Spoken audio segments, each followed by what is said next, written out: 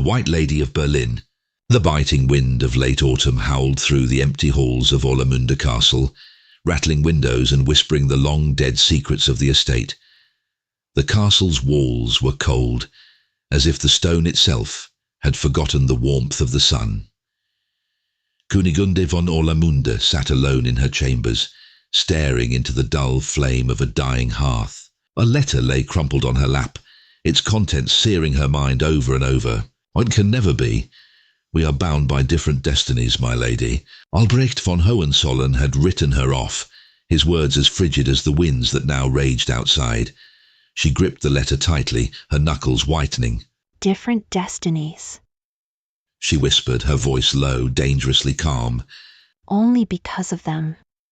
Her eyes, sharp yet empty, drifted to the small cot in the corner of her room. Two young children, barely more than babes, lay sleeping peacefully. Their innocent faces, framed by golden curls, glowed softly in the dim light.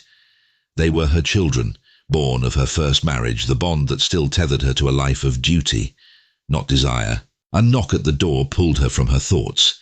It was Margaret, the old nursemaid who had cared for the children since their birth. She stepped cautiously into the room, her wrinkled hands clutched nervously at her apron. "My lady, the children will soon wake. Shall I take them to the gardens for their morning walk?" Margareta asked, her eyes flickering with concern as she noticed Kunigunde's distant stare. "No," Kunigunde said, her voice low but firm. "Leave us. I shall see to them myself today." Margaret hesitated, sensing the coldness in her mistress's tone. "As you wish, my lady," she murmured, bowing her head before slipping out of the room, the door creaking shut behind her. Kunigunde rose slowly, the weight of her decision settling on her shoulders.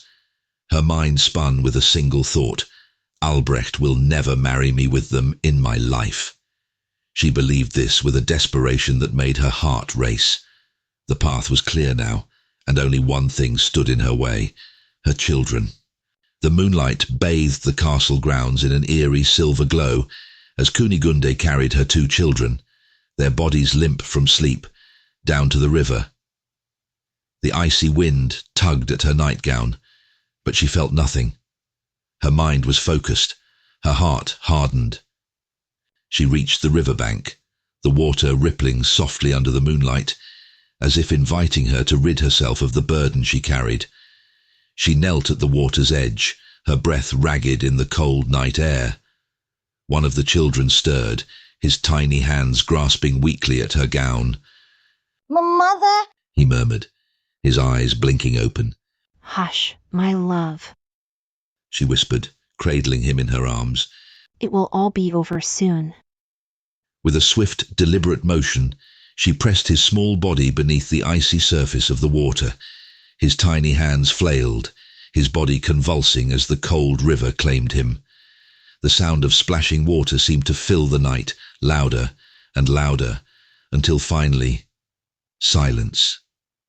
She did not pause as she reached for her second child, who now whimpered softly, her innocent eyes wide with confusion.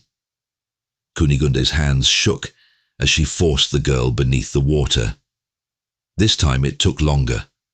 The girl's struggles were weak but more insistent, her small fingers clawing at Kunigunde's arms until her strength gave out.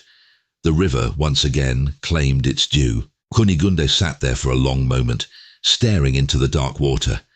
The night was still now, too still. She thought she would feel relief, but instead, a strange coldness crept into her bones. She had done what she believed was necessary. There was no turning back now. The path to Albrecht was open. The next morning, Kunigunde stood in the great hall, her gown pristine, her face a mask of calm as she waited for Albrecht. He had promised to visit, and she knew today would be different. Today, without the burdens of her children, he would see her in a new light. The great doors creaked open and Albrecht entered, his expression unreadable. Kunigunde's heart leapt with hope as he approached. "My lady," he began, his voice measured. "I have heard troubling news. Your children, they are missing." Kunigunde swallowed hard. "Yes," she said, her voice steady. I fear they wandered too far from the castle last night. We have yet to find them. Albrecht's brow furrowed, but it was not concern for the children that darkened his face. Do you think I am a fool, Kunigunde? Her breath caught. What do you mean? You think their absence would change anything? Do you believe that their deaths will cleanse the stain on your soul? His voice was low, dangerous. Her heart pounded in her chest. I did what was necessary. She whispered. For us. So that we might be together. Albrecht's eyes were cold, filled with disgust. There is no us, Kunigunde. There never was. I would never bind myself to a woman capable of such madness. The words hit her like a blow. She stared at him, her hands trembling. No! She gasped, stepping back. No, this cannot be. I did this for you. You did this for yourself. He spat. And now you will live with what you've done. For days Kunigunde wandered the halls of the castle, her once sharp mind fraying at the edges. The servants kept their distance, whispering of the tragedy that had befallen their lady. But it wasn't just the children's deaths that haunted Orlamunda. There were whispers of something more sinister. It began with small things, wet footprints in the corridors where no one had walked, the distant sound of children laughing even though no children remained in the castle. Kunigunde saw them in her dreams first, her children, pale and dripping with river water, standing at the foot of her bed. Mother, why did you leave us? She awoke screaming, drenched in sweat, but the visions did not stop. Every night they came to her, their voices growing louder, their faces twisted with sorrow and anger. One night, as she paced the halls, Kunigunde saw something more terrifying than the dreams. A woman draped in a long white gown stood at the far end of the corridor. Her face was pale, her eyes black voids, and her hands were slick with water. Who are you? Kunigunde demanded, her voice breaking. The figure said nothing, only raised a hand, pointing towards the river, towards the place where her children had died. Kunigunde's knees buckled. No. She whispered, backing away. No, it wasn't supposed to be like this. The figure moved closer, her presence filling the hall with an overwhelming sense of dread. Kunigunde turned and fled, but wherever she ran, the ghost followed, her cold, wet footsteps echoing in her wake. Kunigunde was never seen again after that night. Some say she threw herself into the river, unable to bear the weight of her guilt. Others whisper that the White Lady took her as penance for her sins, her soul claimed by the very spirits she had tried to silence. But the castle was not free of its curse.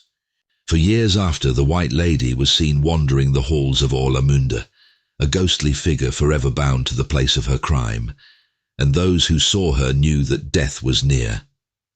To this day, those who dare to visit the old Hohenzollern estates speak of the White Lady, her eyes filled with sorrow, her hands wet with the water of the river that claimed her children.